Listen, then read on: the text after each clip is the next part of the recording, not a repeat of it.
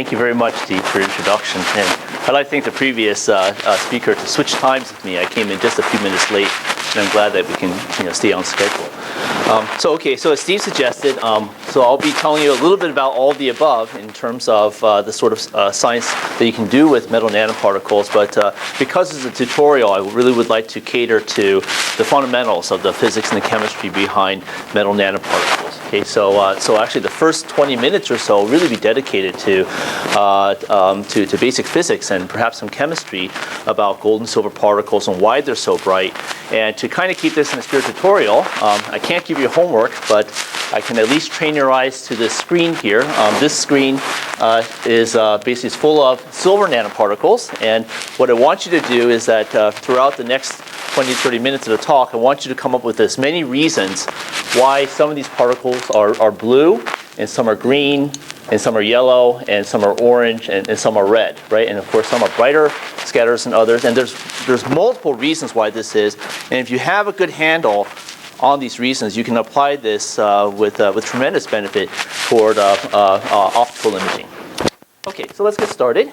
Okay, so the property that we'll be discussing is known as surface plasmons or plasmon resonance. Okay, and so we'll go over some basic principles and structure-function relationships. I think you'll find that there's lots of interesting nanoparticles with different shapes and sizes out there, but maybe the level of understanding for most isn't really as deep as we would like. And so the tutorial will hopefully address some of those issues. Okay, and if you're going to apply this to imaging, of course, it is important to talk about surface chemistry. Okay, so we won't ignore that, and hopefully that will actually knock out a few questions about how to do some things.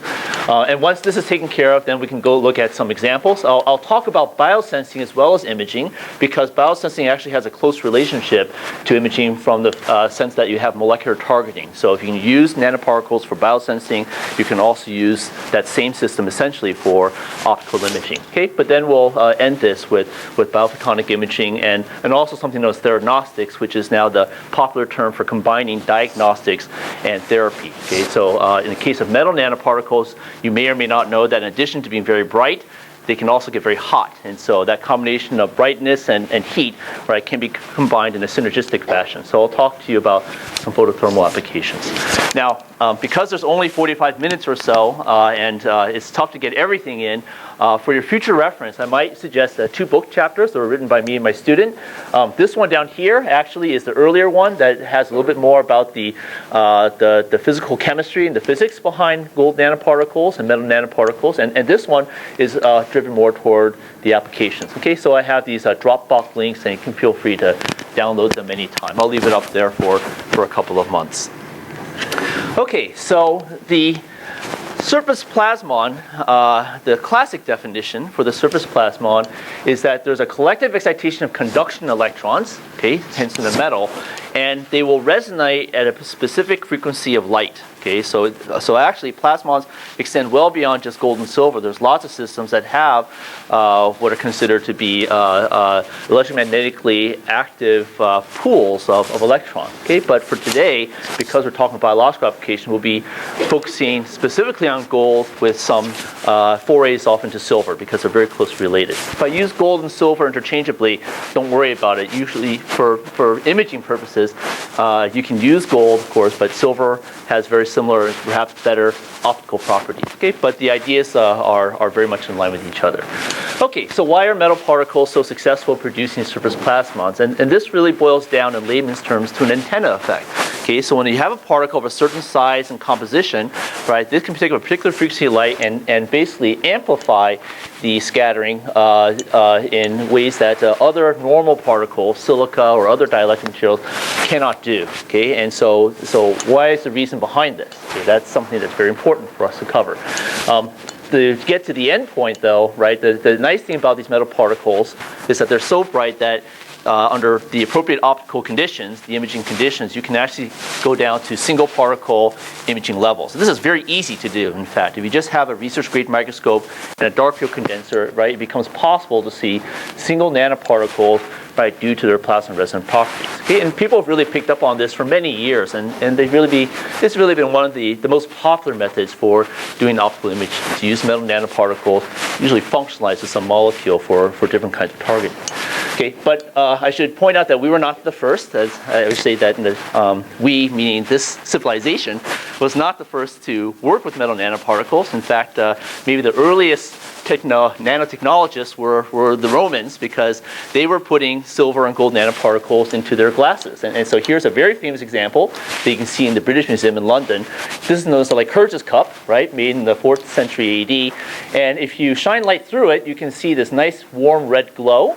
Okay, this is the transmission, or rather the extinction of green light. And if you have a dark backdrop and shine light against it, then you can see scattering of green here. Okay, and of course, there's no difference in the property of the cups, right? It all depends on how the light interacts with the particles inside. Okay, I doubt that the Romans really knew what they were doing. They had certainly these secret recipes that they would use to make the nanoparticles, right? It's only a couple of millennia later that we're able to find out that in fact, right, there are metal colloids in there, right? But the idea was certainly cast into glass, right, many millennia ago. Okay, so with regards to today, right, what we care about metal particles is we think about this in terms of their extinction properties. Okay, so the plasmon resonance, this antenna effect, right, can increase the extinction of the particles so that your orders, many orders of magnitude higher than that of molecular chromophores. Okay, so dyes, fluorescent materials, right, really just can't hold the candle, literally, to metal nanoparticles on a object per object basis. Okay, silver particles are of course much larger than molecules, but that's besides the point. So these have very large extinction coefficients. Okay, and we'll talk a little bit about the scattering cross section and their efficiency. But basically, as the particles get larger, right, the stronger their scattering and the more efficient they get. Okay, we like to work in the optical region as well as the near infrared, and so what you'll see mostly for today will be, in the case of silver, right, particles that are between 20 to 150 nanometers. Okay, when you work with silver particles in that size range, you start at the high end of the visible spectrum. You can go down to about 600 nanometers. This is about orange, right, in terms of optical extinction. And for gold, if you have that same size range, you actually start somewhere in the green region, 520, and by the time you hit 150, you're actually close. You're well within the red range. Okay?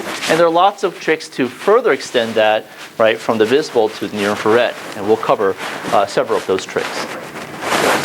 Okay, there are actually lots of different ways to think about plasmons, surface plasmon modes, and we're going to be focusing exclusively today on this, okay, where we have single particles that have a localized resonance within them. Okay, so this is really what's useful for us in terms of probes for biological imaging. But just to give them credit, right, there are other kinds of surface plasmons that you should be aware of.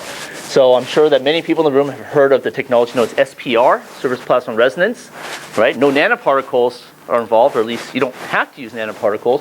But what SPR is based on is something known as a propagating surface plasmon waves that can start at one end, and you have a propagation on the surface, and then they will exit out to the other.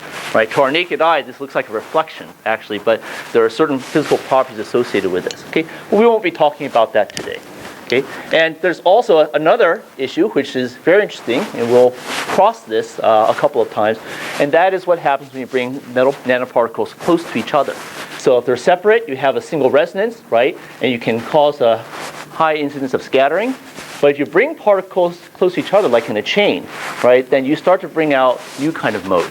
Okay, and so first of all, right, you increase what is known as the local field factor, an electromagnetic field, where light becomes very intense right here in between the particles. Okay, but also just like in the SPR mode, if you put light in one end, you get a coupling, like in an antenna array, you can get light to come out the other end. Okay, and this has been popular in a field known as plasmonics. Okay, we won't talk about it for imaging, but this is kind of a hybrid between this system and this system. Okay, for more details, go ahead and feel free to download that article, and you can book chapter, and you can see the details. Okay, so let's go to the bare bones basics. Okay, so what really constitutes a surface plasmon? So there is a very convenient and well-described model known as the Drude model. Okay, and this has really been the basis for all descriptions of surface plasmons up to date. Okay, it's not exact in terms of number, although I suppose people can tweak it so that it gives you output that corresponds to your very real imaging details. But it's a great model to which to understand surface plasmon. Okay, So the Drude model actually is paired off with something known as the Clausius-Mazzotti equation, okay, or the Lorentz equation. This is a classic method for understanding any form of scattering. And I don't remember, and I don't know if you've heard about this last week, but it's so important I'm going to go over it again anyway. Okay, so this alpha term, this is a polarizability term. This is really proportional to scattering output. Okay, this term is proportional to the volume of your particle. Okay, so the R cubed term, and this dielectric ratio. Okay, and this top ratio, this top epsilon is the dielectric of the material, so that'll be the nanoparticle. And the epsilon sub d is the dielectric of the medium that's around the particle. For biology, that'll be water most of the time, right? But particles can be embedded in different things, as you'll see.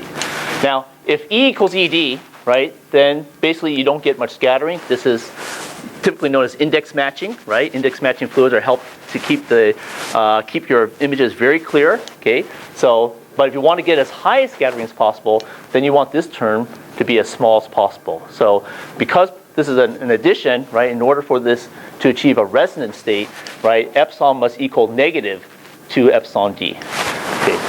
Basic dielectric materials, right, have a positive dielectric constant, right? Everyone knows this, right? You're taught so. But metals can have a negative dielectric constant. Okay. Metals aren't quite so simple though. Actually, metals have a complex dielectric function, right? So there's a real component, epsilon prime, and an imaginary component, epsilon double prime. Okay? So for metal particles, the resonance is achieved when, first of all, you have the negative refractive index or dielectric index, and you also have this epsilon imaginary component, epsilon double prime, which is much less than 1. If this is too high, basically you don't get much optical scattering. You get loss, or absorption. Okay? So we focus mostly on this, and we just assume that this is going to be very small. Okay, so how do you achieve this negative ratio? Well, this has to do with the fact that the plasmons are frequency dependent, right? So we say E sub omega. So the Drude model now kicks in, right, to suggest that if you have a system where you define a certain frequency, right, where the dielectric constant is 0, right, then you can model how the dielectric constant changes over as a function of wavelength, okay, or a function of frequency. And so this model, right, has been very well used, and I can see that it's here, so I don't need to go into great detail about it, right? People in the plasmonics have used this, relied on this entirely, right? It's the gospel for plasmonics.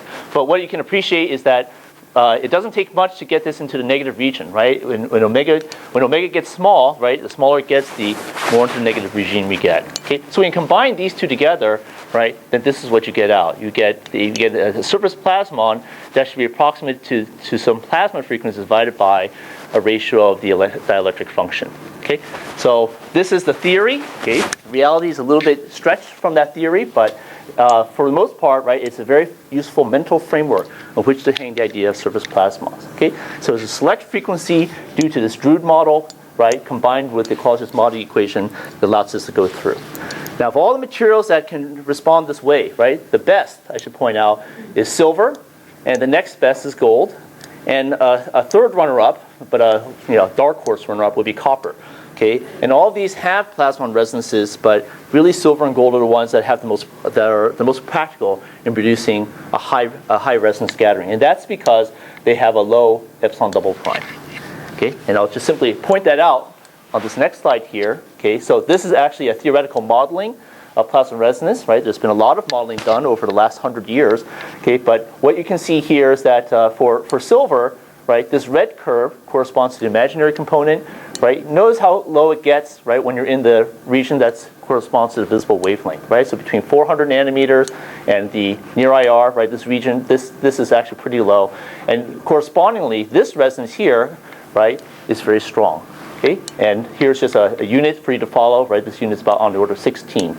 Okay, in the case of gold, right, it's not quite as good, right, but it does dip lower when you start to get to lower wavelengths. Okay, the near IR, the extinction coefficient, is actually quite good, and you start to see a resonance that peaks right here around 520 nanometers. Okay, so that kind of explains why we have different colors associated with the plasmon resonances. Okay, so for silver, right, the best plasmon resonance happens around 400.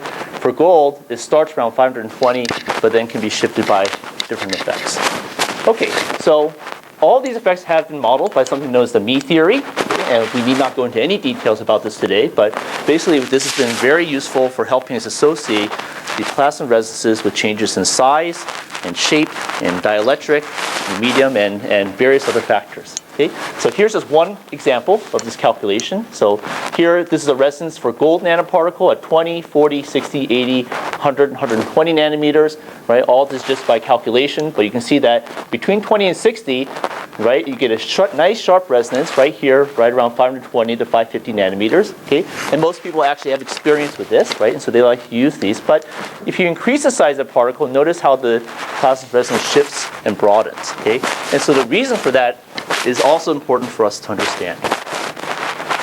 Okay, so how important is the size of the particle for plasma resonance? Okay, so the answer to this is very important. Okay, so you can take a particle anywhere from, say, 1 to 1,000 nanometers. Okay, we'll start in the middle, start in 10 nanometers. Okay, so what happens if you get a 10 nanometer particle or so, right, and you decrease the size? And what you see is that the absorption coefficient, the resonance, starts to decrease as a function of size. Okay? The reason for this actually isn't so much a change in the physics, right? It has to do with the fact that you have so much surface area associated with a small particle that it causes a scattering of the electrons that give rise to plasma resonance. Okay? So you can't use two small particles to get a strong resonance, right? In the case of silver, you need at least 10 nanometers, right? Gold, on the order of 20 nanometers. Okay, so once you're here, right, we're comfortable with this region, 20 to 40 nanometers. This is good, right? But again, we see that as the size changes, you get this shift and also this broadening in the plasma peak. Okay, so what is that about? So the reasons for this has to do with a property known as phase retardation. Okay, so electrons, as they're traveling through metal, right, we assume that they're a gas, they don't bump into anything, but actually, right, there is an average mean-free path for electron depending on the metal that you're in. So gold and silver is on the order of 40 to 50 nanometers. So once you start to get larger than 40 to 50 nanometers, you get what's known as a retardation effect, right? And this retardation effect, qualitatively slows down the electron inside of the metal nanoparticle. And that corresponds to a redshift, right? So this redshift, right, has to do with this phase retardation. And if you start to get larger particles, now you start to see multiple peaks. So here at 100 nanometers, right, we have this large peak. Now you start to get a second mode, and here you get a bimode. And again, you continue to get a shifting due to retardation effects. But what are these new modes due to?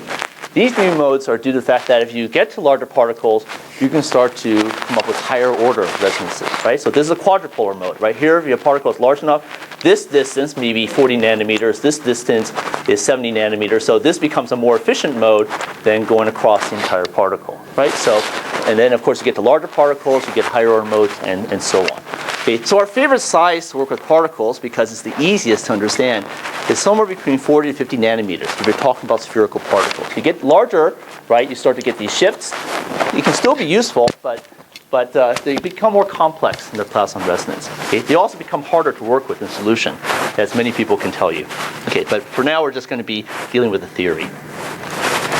Okay, this slide I'm going to just gloss over quickly, but this is just to let you know that if you put a particle in different environments, you also can get a subtle change in their plasma resonance. Okay, so this is now changing this epsilon d factor that corresponds to the resonance condition. Okay, so here I'll just focus on this image. These are all gold nanoparticles that have been stabilized with some polymer, and they're put in different solvents. This one's water, and this one is, these two are in hexane type solvents, and this one's in carbon disulfide.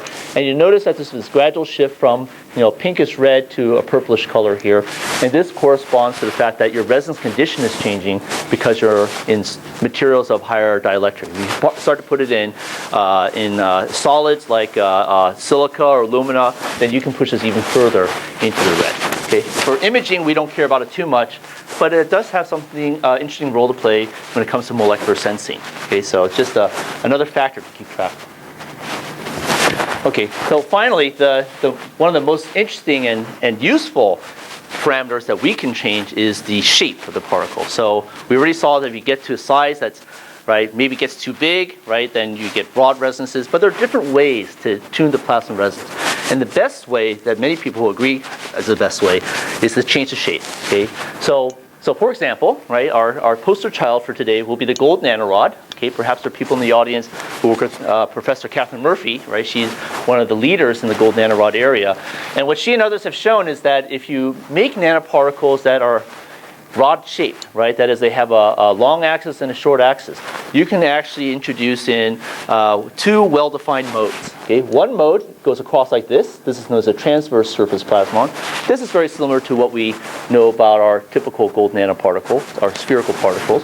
But the interesting one is the longitudinal plasmon along the long axis. Okay, and it's been shown that as you increase this length-width ratio, say from 2.5 to 3.5 to even longer, you can shift the longitudinal surface plasmon from the visible range, right, toward the near-infrared range. Okay, so as you increase R, right, this can go past 800 to 1,000, 1,200. It's even gone into the mid-IR range, right? It all depends how patient you are in terms of growing your nanorods. Okay, so why do we care about that? Okay, well, we care because if you're going to apply optics to biomedical imaging, right, then the region of choice is the so-called biological window between 750 nanometers and 1.3 microns, right? So in the visible range, we all know that our pigments and hemoglobin are strongly absorptive. And in the mid-IR range, right, water has very strong absorption due to various combinations of overtones. But here in this window between 750 to 1.3 micron, right, it's this relative window of transparency, or I should say transmittivity. And that allows us to put engineered nanoparticles that can resonate in this region and hopefully be able to improve our ability to detect them when targeting biological systems. Okay, so near IR is very important to us from an imaging perspective. Question already? Yes?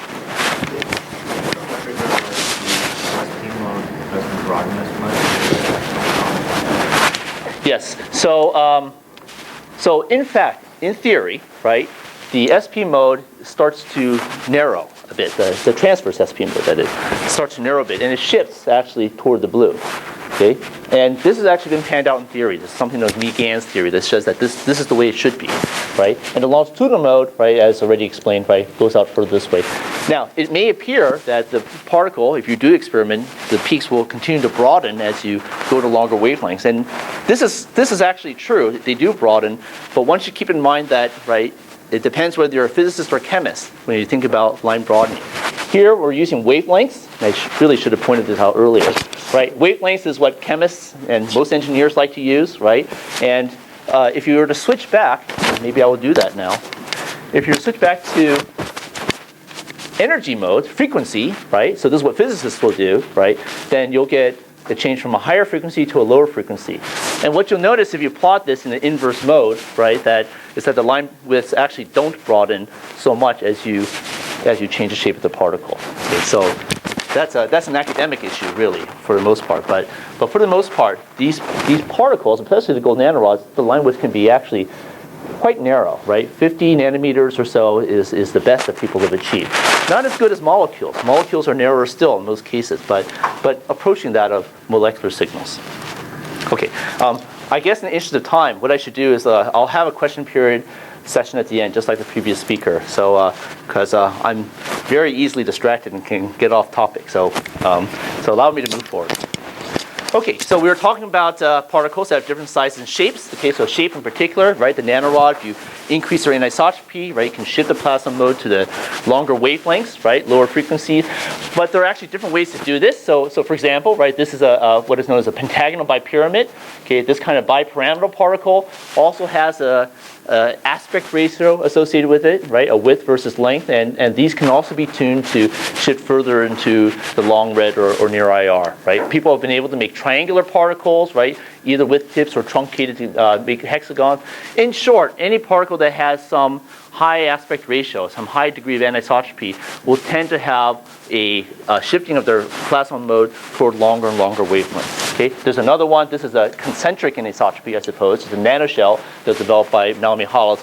Still is the same idea, right? The thinner you make the shell, right, the larger you make the outer diameter, right, the further you can push that into longer wavelengths. Okay, so there are lots of different ways to do this. Nanostar is yet another variant on this, very similar to nanorod in terms of its properties. Okay, so changing the shape is perhaps the most diverse way of introducing in new plasma modes. It's also a lot of fun for the chemists, so they like to make new particles and talk about them. Okay, so you'll tend to see, right, different shape inside particles, right, for many years going forward on this. Okay, so take your pick of particles, right? They're out there already, right? New ones will come up over time. Now, the next part is once you have a particle, you need to functionalize it. So this doesn't have much to do with the optical properties, but it's a very fundamental aspect of any kind of imaging agent based on nanoparticles. And so we should talk about this for a couple of minutes.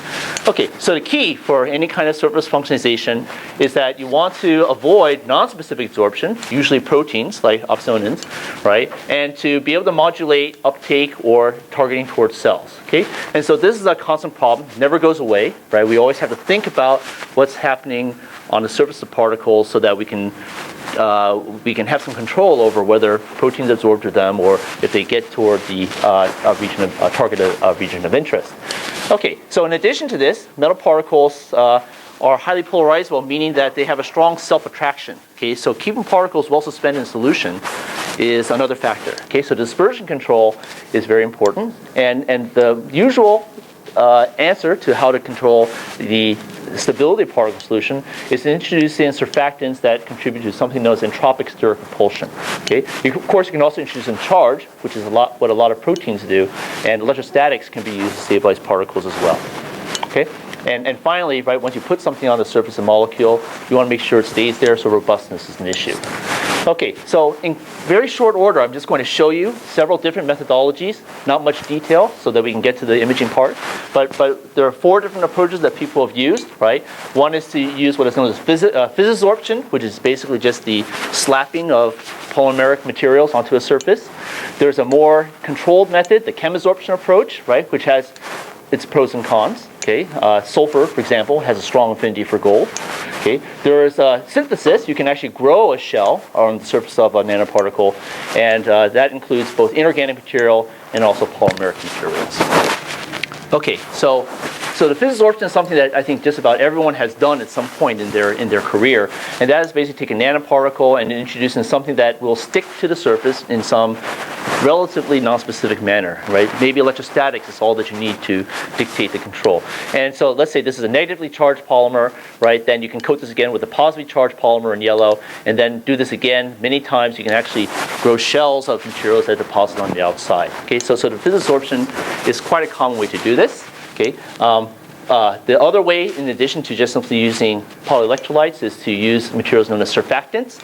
So surfactants tend to be amphiphilic structures where the hydrophobic region wants to be shielded from the aqueous environment. And you can use this to your advantage to drive molecules onto a surface that's already hydrophobic. So a gold particle, perhaps, that has some kind of hydrocarbon coating on it, right, can then absorb phospholipids and other type of structures to change and modulate the outside of its surface as a form of surface engineering.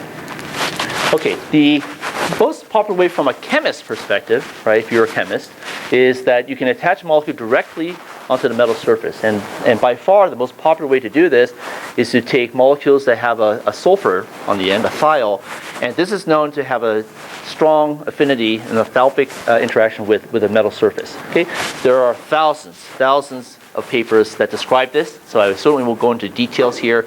I just want to give you a caveat about this chemistry. It's wonderful to do in the lab. You can put molecules on gold nanoparticles, on other gold surfaces, but once you start with biological systems, right, we start to run into some problems. Okay, and the reason that we run into problems is because the sulfur-gold interaction is not a covalent bond. Okay, this is kind of halfway in between a physical bond and a chemical covalent bond. So the bonding here can actually, the molecules can be rather easily displaced by various factors. Okay, so one is that if you're working in a biological system, right, you have biogenic thiols, cysteine, glutathione, those sort of things, right? These can compete with the molecules already on the surface, and you can basically start a deterioration process. Okay, once you deteriorate the process, your surface engineering has now gone out the window, right, and you've lost control over the chemistry.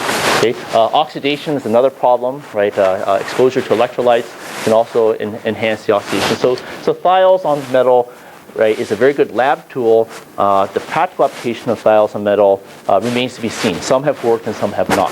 Okay, so variants on this, molecular variations on how to engineer molecules to attach onto metal surfaces is a big deal.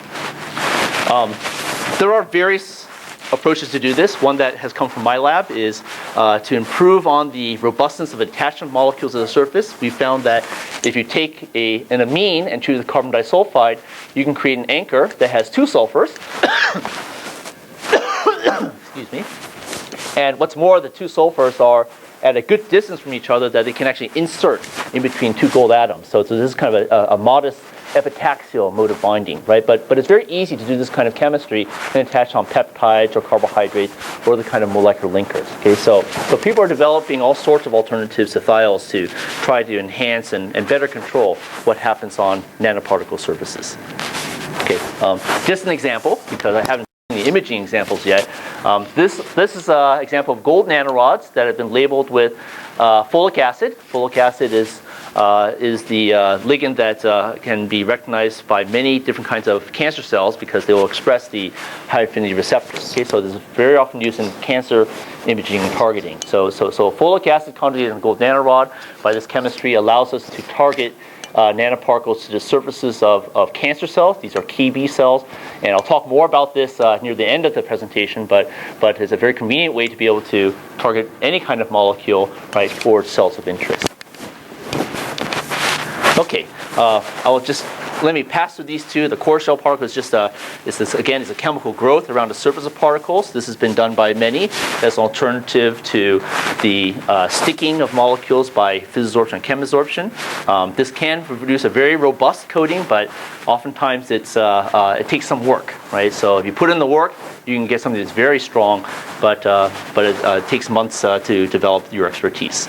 And the same thing is true for polymer coatings, right? People have learned how to grow polymers off the surface, right? The entanglement chains can also help provide some kind of robustness to the chemistry. So if you get specialized and you pursue these can be excellent ways to engineer the surface of your particles for imaging applications. Okay, so, right, now we have all the tools we need, right? You know about nanoparticles, you know something about surface chemistry, right? So let's get started with some actual imaging applications. All right, so there are, again, just lots of different ways of going about doing this, but the number one way that people have recognized, right, even before nanotechnology was a buzzword, was that gold nanoparticles and silver particles are capable of very strong resonant light scattering. Okay, and so they've used nanoparticles as an alternative label to fluorescent molecules and dyes. And this is particularly useful if you like to use scattering or dark field imaging as a modality for your imaging tool. Okay, and so as we've already mentioned, right, the size of the particle, right, can change the color of your label, right? So smaller than 50 nanometers, your size range is on the order of 520 to 530, so that's green, right? A larger particle, 80, becomes yellow. Right, over 100 nanometers, right, it actually becomes very strong scattering, and the resonance peak is at orange. Okay, so this is something that people have used for quite a few decades, in fact, right, in terms of targeting particles. So here's just one very famous example by Chad Merkin's group at Northwestern, right? Here they're sensing antisense oligonucleotides by having the partner strands, right, on a nanoparticle and on some surface. Okay, and so when they bring in some antisense strands for their hybridization, right, and they get particles of different sizes, right, to target that area. So here, for example, they see green color, right, for targeting sequence A prime C prime. Here to see an orange color corresponding to this targeting DNA sequence here. Okay, one of the easiest forms of imaging that you can come up with is an in vitro system, but right, many variations on this theme. Okay, now something that is not as obvious but is very useful for people to take advantage of is that when particles start to aggregate, right, you can also enhance their light scattering. So in addition to just simply growing larger particles, why not just simply get particles to form large clusters, right? If they're still suspended in solution, this will also produce very strong light scattering. So it's a size-dependent phenomenon again, right? You can greatly increase the strength of your signal, and you can also get some shift in the frequencies which they resonate. Okay, and so this has now been applied, increasingly applied, right, to people who recognize the values of doing this, right? So if you have the corresponding surface targeting ligand or receptor, right, you can introduce any kind of chemistry you want for your sensing purposes, and you can create these controlled aggregates, and the larger aggregates will have a much brighter scattering than the single individual particles. Okay, so if you have good control over this chemistry, right, you can also use this collective effect, right, to great advantage. Okay, now this aggregation, right, in addition to increasing scattering, shifts the Plasmon resonance, right, to longer wavelengths. Okay, so this has to do with the coupling, and I'll talk more about that in a couple of slides from now. But the first is just simply to appreciate how practical and useful and simple this is. Right, if you take nanoparticles and you introduce in some aggregating agent, could be a lectin, could be a modified antibody, you can get particles to form some aggregate structure, and it becomes very easy just to see with your own eye, right? To change from, say, red to a purple, and if you have good control over the chemistry, you can be reversible back to red if you like. Okay? But this change in the color, right, which is colorimetric, is not as useful as the change in, say, the scattering property, right, which is emissive, right? But still, the change in plasmon resonance is something that we can take advantage of. So this aggregation, right, which changes the plasmon resonance frequency, right, from here to, say, here, right, can also correspond to a change in the scattering potential or scattering cross-section. So that becomes a very nice and easy imaging modality that can be applied in lots of different systems, including complex ones like biological systems. Okay, but for the most part, right, chemists who've been playing with this tool just use a simple extinction upon the aggregation. So the aggregation-dependent extinction can lead to a change in optical property. It could be equally applicable to imaging. Okay, this one I'm going to pass over fast, but this again has to do with the fact that if you change the local environment of the nanoparticle, you can get a shift in the localized plasmon resonance, right? We already saw the particles in different solvents, but if you just simply change molecules that adsorb to the surface, right, you can also get some kind of shift in their resonance. It's usually pretty subtle, just a few nanometers or so. And the key about this one is that in addition to having molecules that can control the absorption to the surface, right, the best particles for doing such things are ones that are anisotropic, right? So here, a spherical particle, right, if you track the change in the effective dielectric to the surface versus the shift in the lambda max, what you can see is that the slope is not nearly as good as, say, the slope for this one, which corresponds to the nanorod. Okay? And now this is another area that a lot of people have been working very hard at in terms of just engineering systems where you can increase this number from just a couple of hundred nanometers per refractive index unit, right, to several thousand or even tens of thousands. Okay? This, again, is more germane to molecular sensing as opposed to imaging, but it's becoming increasingly important in a lot of the things that we do. Okay, so here's an example of the biosensing where the gold nanorod is functionalized. The gold nanorod can be functionalized asymmetrically, so that just the tips, right, can correspond to some kind of recognition molecule, like an antibody fragment. And it turns out that the gold nanorods are most sensitive in their change in plasmon resonance when you adsorb things on either end. Okay, and so this has been put very nicely to the test by actually a colleague of mine at Purdue, Joseph Iridayaraj. Here he has 3 different length gold nanorods, right, with 3 different resonances. Each one is functionalized with its own kind of antibody. And so by introducing the proper antigen, he can get an independent shift of this one, or down here, and get a shift of this one here.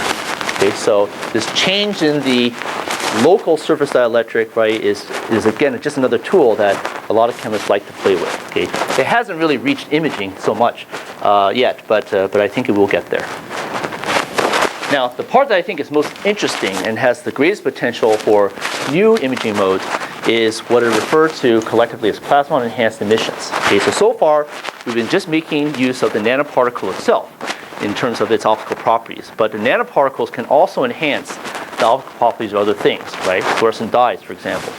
So this is actually a very well-known factor, especially among physicists, that if you shine light on a nanoparticle, that you'll produce, right, a electromagnetic field, a local electromagnetic field that emanates on the outside. And depending on how the beam hits the nanoparticle, right, you can get it to point in a longitudinal manner or in a transverse manner. But the point of the matter is, when you take a nanoparticle, you get this extension of a local field that can be used to increase the output of molecules that are very closely associated with it. Okay? Now, this is actually a very important concept, a very powerful concept for us to appreciate.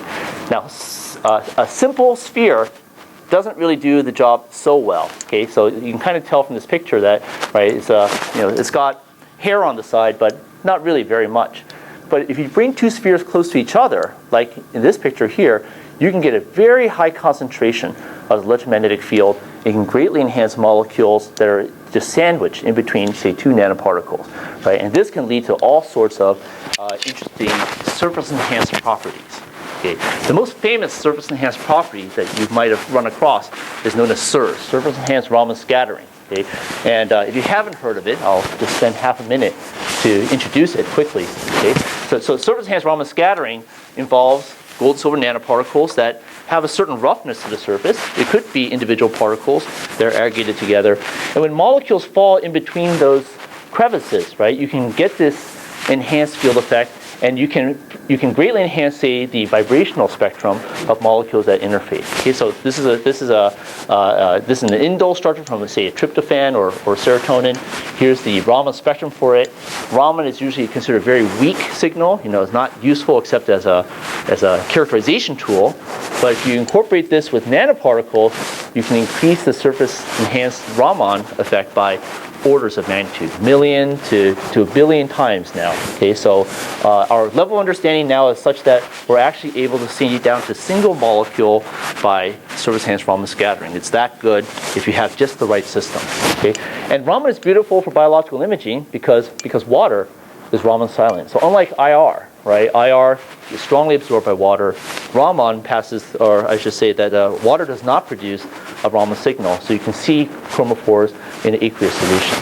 Okay, there's still a lot of work to be done, but I think what you'll see in the next couple of examples really shows the potential of what SIRS can do. SIRS is now be considered by many people to be competitive with fluorescence for imaging needs. Okay, and SIRS, Raman I should say, works particularly well in the near-infrared region.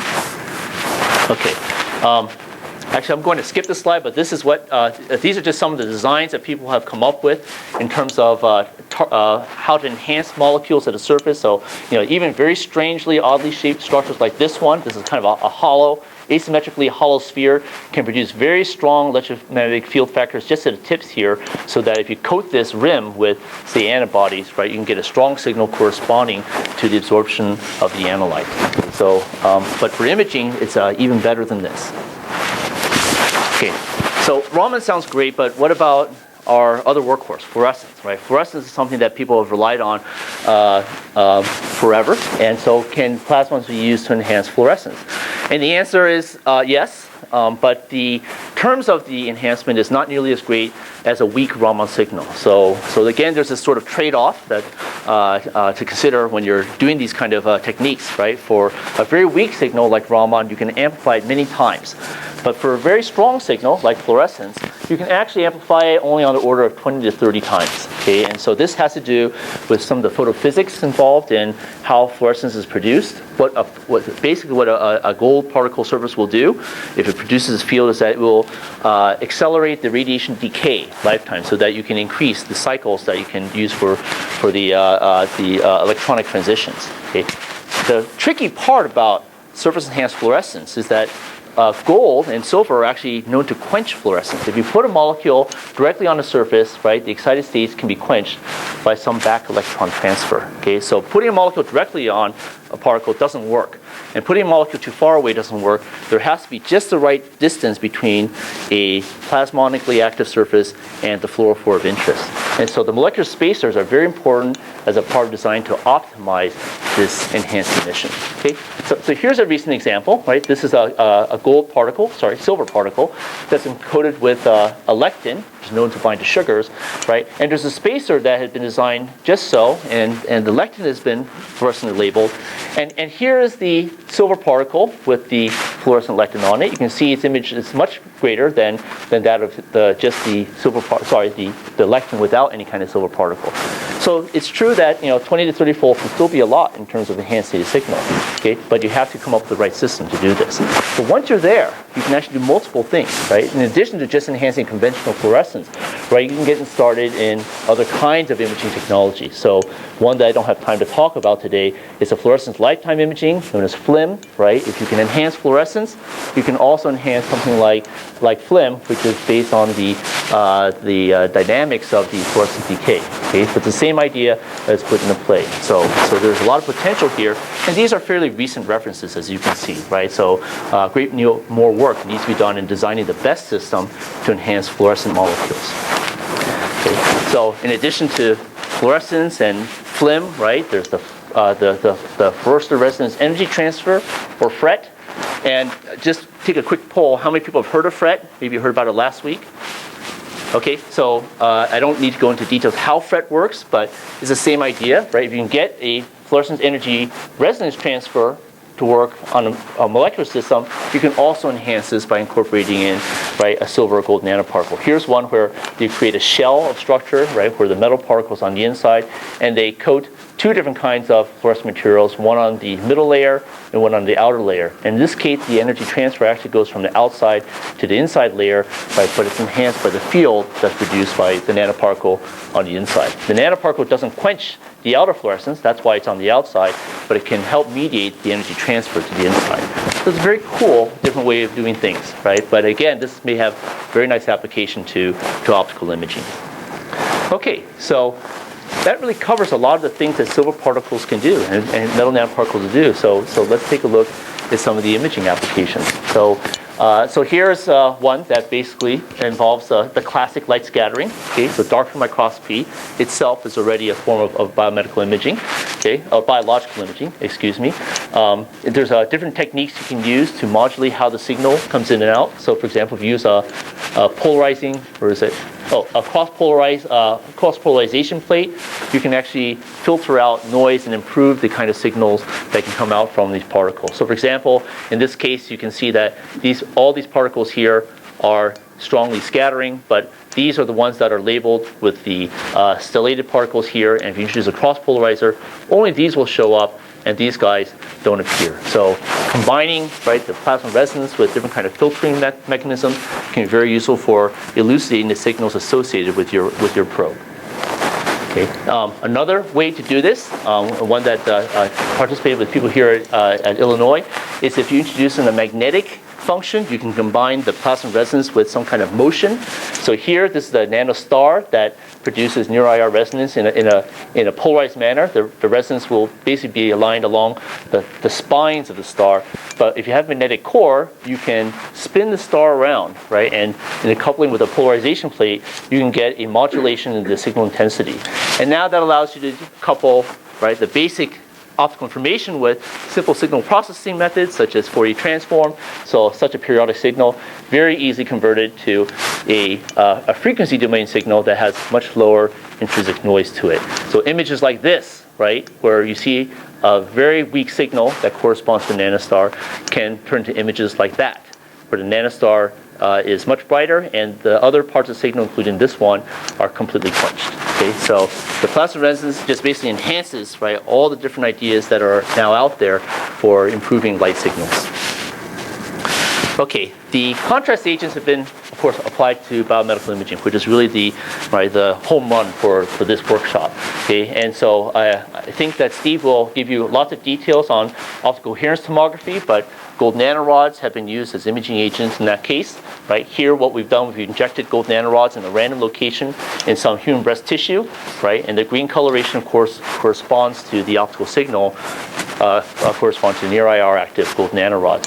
Photoacoustic tomography, which probably many of you have heard from earlier this week from Li Hong Wang, right, is also taken advantage of with gold nanorods and other kind of plasmon-resonant nanoparticles. So the only problem, or I should say the current problem with doing this is that in order to be able to see these signals is that we still need relatively high loadings of gold nanoparticles. So this is a future problem to be solved. We know that nanoparticles are bright, right, and we have all these tricks we can play, but still the problem is that, right, to apply them to things like tissue or in vivo detection, we need to use a lot of agent in there. And although gold is not considered to be toxic, right, one should not load too much of any kind of foreign material into a living system. So techniques how to reduce the amount of loading and still be able to get the signals you want is a very important future direction for this field.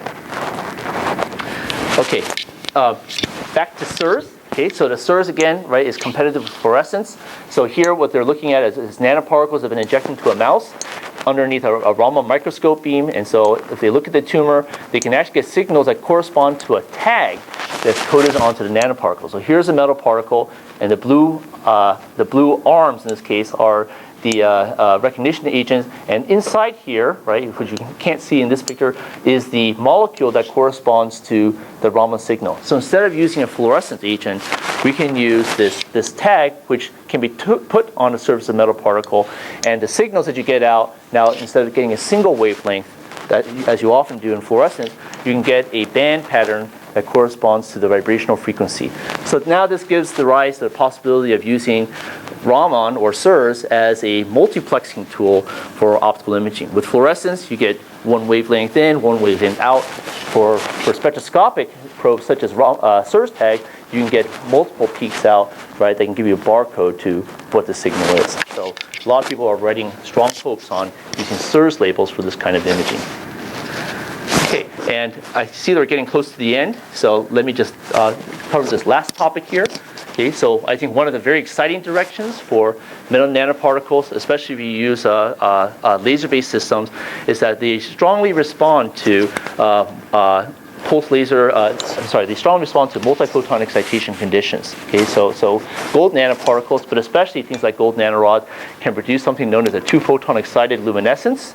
Okay, and so this is very much like a multiphoton fluorescence signal, right? Except that you're exciting the intraband structures within gold, right, and getting a recombination and emission of light that corresponds to the absorption properties of the gold nanorod. Okay, and so here you can see again a plate full of gold nanoparticles, right? And some of them you can see, some you can't see, right? Depends on the polarization angle that you apply to be doing this imaging. But this has the same capability of being able to look at single particle detection limits. Okay, this has been applied in vivo.